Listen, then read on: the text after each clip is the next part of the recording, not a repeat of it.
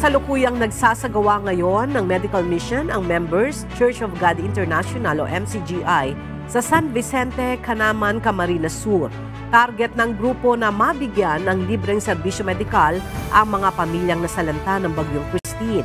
Maliban sa free check-up para sa mga matatanda at bata, mayroong ring 500 grocery packs na ipinamamahagi sa mga nasalanta ng bagyo. Mula sa San Vicente, Canaman sa Camarines Sur, makibalita tayo kay Alan Manansala live. Alan, kumusta ang ginagawang medical mission dyan ng MCGI at ilan na ang napagsilbihan nating mga kababayan? Yes, Ella, magandang tanghali. Magandang tanghali sa ating mga kasambayan. Tuloy-tuloy nga itong ginagawang public service ng Members Church of God International. Dito yan sa may MCGI Naga City, located sa San Vicente, Canaman, Camarines Sur, kung saan, Ella, nasa 100 mga kababayan na natin na apektado ng pananalasa ng Bagyong Christine ang nabibigyan at pagkakalooban ng libreng serbisyo medikal, lalo na sa mga kababayan nating mga matatanda, at the same time yung mga bata.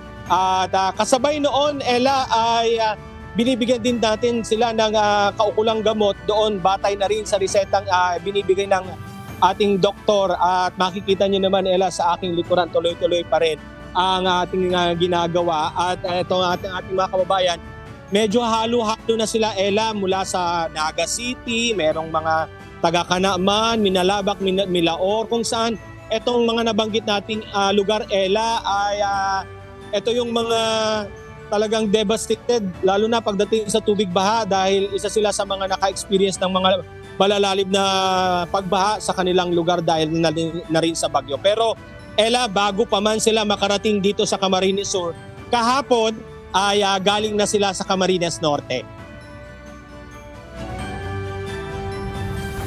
Ella, ang medical team ng Members Church of God International ay una nang pinuntahan ng grupo ang Daet Camarines Norte kahapon, October 29, kung saan umabot sa 370 ang nakinabang sa libreng serbisyo medikal, bukod pa ang 100 individual na nabigyan ng family food packs mula sa MCGI. Ngayong araw naman, Ella, mamimigay tayo ng 500 food packs na nakatakdang ipamahagi naman dito sa ating mga kababayan sa Camarines Sur. Isa kasi ang naturang lalawigan sa lubos na nakaranas ng pananalasa ng Bagyong Christine, kung saan mahigit 300,000 pamilya ang apektado. Bukas, sa ikatlong araw ng pag-iikot ng medical team, ang probinsya naman ng Albay ang pupuntahan at patutunguhan ng ating mga kasama. Magsasagawa sila ng kaparihas na public service kung ano ang na-experience nila, Ella, dito sa Camarines Sur. Ganon din ang gagawin natin sa Albay. At dito nga sa bahaging ito, Ella, makikita natin ang nakalatag na mga grocery packs. Ito yung ipapamahagi natin sa kanila na truly na mapapakinabangan ng ating mga kababayan. Medyo may kabigatan dahil nakapaloob dito, Ella, ang 5 kilong bigas, ayon, at saka karamihan mga dilata, at merong noodles, at meron ding kape na talagang mapapakinabangan ng ating mga kababayan, lalong-lalo na doon sa mga kababayan nating apektado nitong pananalasa ng Bagyong Christine.